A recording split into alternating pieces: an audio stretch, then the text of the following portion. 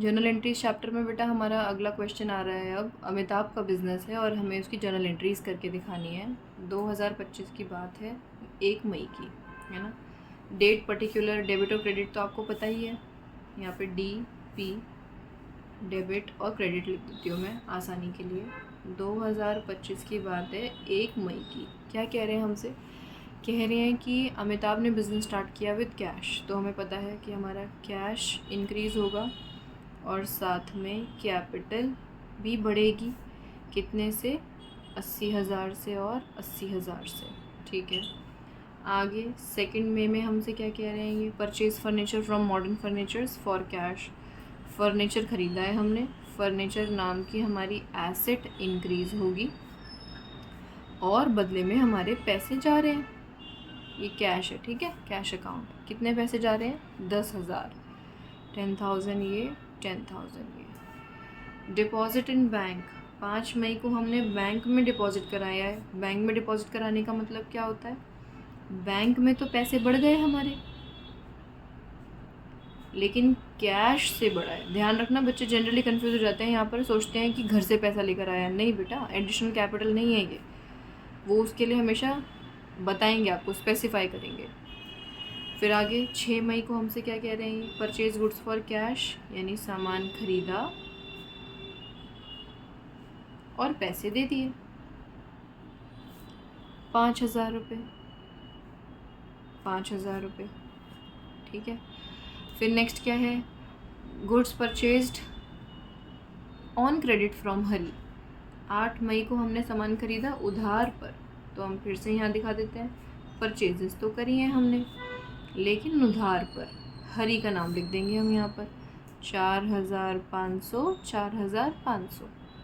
10 मई को purchase goods from Suresh for cash. 10 मई को हमने सुरेश से सामान खरीदा और पैसे दे दिए, यानी सामान खरीदा और क्योंकि पैसे दे दिए तो सुरेश का नाम यहाँ लिखने की ज़रूरत नहीं है। अकाउंट लगाने की ज़रूरत तो आपको पता है नहीं होती है ना। 3,000 ये आ गया, 3,000 ये आ गया। फिर परचेज गुड्स फ्रॉम अजय। मुझे पता है आप लोगों को एंट्री अब बिल्कुल अच्छे से याद हो चुकी है। आप कह रहे हो मैम परचेजेस अकाउंट को डेबिट कर दो आप और यहाँ लिख दो अजय का नाम। बिल्कुल ठीक बेटा, वेरी गुड। 4,000 यहाँ, 4,000 यहाँ। 14 मई को गुड्स सोल्ड फॉर कैश, यानी पैसा आया। क्यों आया? क्योंकि सेल्स हुई है। 7,000, 7,000। फिर गुड सोल्ड टू करीम लिखा है। 15 मई को हमने सामान बेचा करीम को, यानी उधार पर है, तो करीम का अकाउंट हम डेबिट करेंगे और यहाँ लिख देंगे कि हमने सामान बेचा तो सही लेकिन पैसे नहीं मिले। कितने?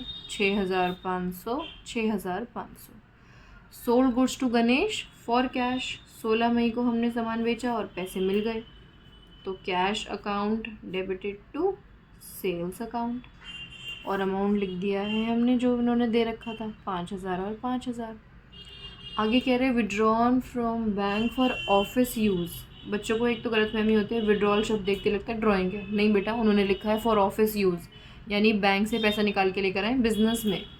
तो हमारे पास कैश आया और बैंक से पैसे कम हो गए। कितना पैसा निकाला है? 5,000 रुपये, ठीक है। आगे करीम पेड ऑन अकाउंट। 20 तारीख को करीम को थोड़ी सी पेमेंट भिजवाई हमने। नहीं, करीम को हम क्यों भिजवाएंगे? करीम हमें देगा पैसे, हमने सामान बेचा था, यानी हमारे पास पैसा आया। किससे? करीम से। कितना आया? 5,000, ठीक है, ये आ गया 5,000। रेंट पे हुआ है रेजिडेंस का। ओहो, रेजिडेंस का रेंट पे होने का मतलब समझते हो? घर की बात है ये तो, और घर की बातें हमारे लिए क्या होती हैं? ड्राइंग्स। तो हमने यहाँ दिखा दिया ड्राइंग्स नहीं है भैया हमारी तो ओर से, तो तुम चाहे कुछ करते रहो अपने पास, ले जाके उन पैसों का रेंट पे करो, ज़मीन खरीदो, जो करना है करो। 6,000। 30 तारीख को अब उसने अपने बेटे को साइकिल दिला दी। बताओ क्या करें? हमारे लिए तो क्या है? ड्राइंग्स है। Drawings account debited to cash account. 3,000, 3,000। आगे लिखा है paid to Ajay in settlement of his account. 30 मई को अब हमने अजय को पेमेंट करी उसके अकाउंट के सेटलमेंट में। अजय पहले तो ढूंढो कौन है, देखो ये रहा अजय। हमने पेमेंट करी यानी हमने पैसा दिया, हमारे पास से पैसा जा रहा है।